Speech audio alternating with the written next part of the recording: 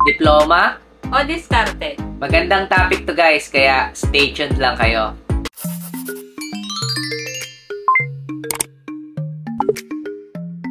Hello guys! We're back for another interesting video at napakaganda ng topic natin today guys, kung ano nga ba ang mas importante, ang diploma o ang diskarte. Napakainit ng topic na ito sa social media guys, kaya naisip namin na ito yung pag-usapan natin for today's video. And disclaimer lang guys, ang lahat ng information na sasabihin namin ay base lamang sa personal na opinion namin. Dito sa video na to guys, pipili kami kung ano nga ba yung mas matimbang para sa amin. Kung yung diploma ba or yung diskarte. At magbibigay din kami ng mga personal naming experience kung bakit namin napili yung desisyon na yon. Ikaw muna ang una kong tatanungin. Ano ba ang mas mahalaga sa'yo? Ang diploma o ang diskarte? Para sa akin, mas matimbang sa akin yung diploma over diskarte. Madaming reasons or iba-iba tayo ng mga rason kung ano yung pipiliin natin dun sa dalawa. And wala namang tama or maling sagot dun kasi depende yun sa mga pinagdaanan natin sa buhay. Pero para sa akin, pinili ko yung diploma kasi madaming advantages kapag meron kang diploma. Just a quick background about myself guys. College graduate ako. Nag-start din kami ng business namin, ng bigasan business. So, para sa akin guys, malaki yung naging impact ng diploma dun sa career ko. And yung diploma kasi guys, yan yung easiest pathway natin to success. Kasi pinalaki tayo ng parents natin or ng mga teachers natin, laging sinasabi sa atin na mag-aral kayo ng mabuti para magkaroon kayo ng magandang kinabukasan. So, yun yung naging mindset talaga ng mga Pilipino or ng mga tao na kailangan natin ng diploma para umasenso, para magkaroon ng magandang kita in the future. And marami ring advantages guys ang diploma. Kasi unang-una na dyan yung madami tayong job opportunities. Kasi aware tayo guys na madaming trabaho na ino-offer sa mga college graduate. And most ng mga trabaho ngayon talaga guys na maganda yung income is required yung college graduate. So, diploma talaga yung importante, guys. Pangalawa, guys, ng advantage na meron tayong diploma is yung self-esteem natin and confidence. Kasi tayong mga Pilipino kasi, guys, madaling ma-hurt yung ego natin. So, pag, kunyari, yung mga reunion, yung magkikita-kita kayo ng mga friends nyo, pag meron kang diploma, guys, parang nabuboost yung sarili mo. Mas madali yung humarap sa tao. Mas madali mong na-market yung sarili mo. And yung pangatlo guys, yung nag-i-increase yung marketability mo. So, for example, IT graduate ka, lalo ngayon na in yung technology. So, kailangan talaga yung mga IT graduate, yung mga skills mo related dun sa profession na tinatahak mo talaga. So, sa diploma guys, madami tayong opportunity. So, yun talaga yung parang highlight ng pagkakaroon ng diploma. And isa pang factor guys na pwede kong sabihin na advantage ng pagkakaroon ng diploma is, for example, nagnenegosyo ka, tapos hindi nag-work yung negosyo mo. Meron kang fallback. Pwede kang mag-apply ulit, pwede kang mag-apply sa corporate world. Unlike kapag wala kang diploma, mas mahirap maghanap ng mga job opportunities. So, yun yung mga naisip kong factors kung bakit mas pinili ko yung pagkakaroon ng diploma over diskarte. Thank you for that wonderful answer. Ay, ikaw yung papipiliin ko. Ano yung mas matimbang sa'yo? Yung diploma o yung diskarte? Kung ako ang pipili kung diploma ba o diskarte, ang pipiliin ko diskarte. Just to share my personal background guys, I am an IT graduate. Graduate ako 4 years, meron akong diploma. And nagtry ako ng iba't ibang businesses. Pero yung karamihan doon hindi nag-succeed. Kaya marami ako may share na personal experience ko about business at kung bakit ko napili yung diskarte over diploma. Pero hindi ko naman sinasabi na hindi mahalaga yung diploma. Sa end ng video na to, sasabihin ko sa inyo kung bakit. Napili ko ang diskarte over diploma. First is dahil sa educational system natin. Kasi para sa akin, sobrang baba ng educational system natin dito sa Pilipinas. Parang hindi napapahalagahan yung creativity ng mga bata dito sa Pilipinas. Base sa statistics, isa ang Pilipinas sa pinakamababang educational system dito sa buong mundo.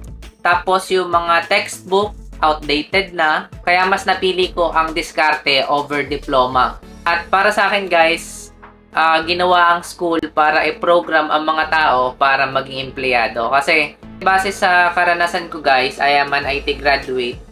Walang nagturo sa akin kung paano magnegosyo. Ang talagang focus nila ay kung paano ako makahanap ng magandang company na tatanggap sa akin, mga IT firm, yun. Parang tinitrain nila yung mindset mo na maging empleyado, hindi yung pagiging business owner. Kaya kung gusto nyo ng maging business owner, para sa akin, diskarte talaga. At pangalawang reason guys kung bakit ko pinili ang diskarte ay dahil sa power of internet. Kasi halos lahat ng bagay dito sa mundo ay pwede mo nang matutunan with the power of internet. Meron nga akong napanood sa vlog na 10 years old pa lang, marunong na siyang mag-program, nakagawa na siya ng games gamit ang Python. Parang mas magaling pa siyang mag-program kaysa sa akin. Natutunan niya lang yon sa internet. Kaya manghang-mangha ako na kayang gawin na ng mga bata yung kayang gawin din ng mga IT. Kasi para sa akin guys, kaya nyo namang matutunan yung mga bagay kung pag-aaralan nyo kasi hindi na limited yung knowledge natin ngayon with the power of internet. And third guys is napakarami kong kilala na mga multimillionaire na hindi sila nakapagtapos pero napaka-diskarte nila at ayun, nakapagpundar sila ng sarili nilang business. Tapos, mas mayaman pa sila sa mga nakapagtapos na merong mga diploma. Kaya yun yung isa kong dahilan kung bakit diskarte yung pinili ko over diploma.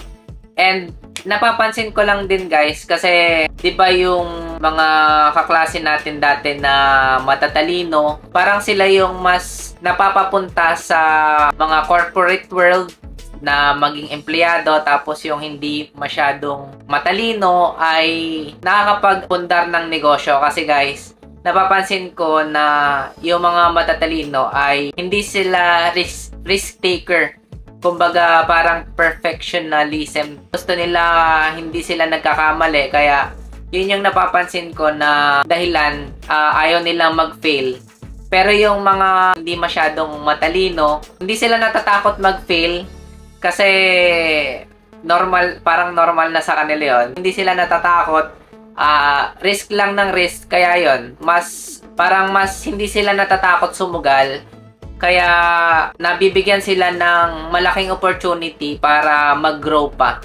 Yun yung napapansin ko sa sa society natin ngayon.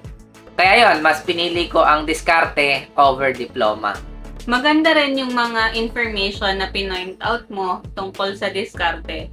And yung na-realize ko dun sa mga sinabi mo is hindi lahat ng bagay kailangan natin na ibase sa textbook sa mga inaral natin. Kasi practically speaking guys, sa takbo ng mundo natin ngayon, kailangan talaga natin na mag-adapt sa fast-changing world natin.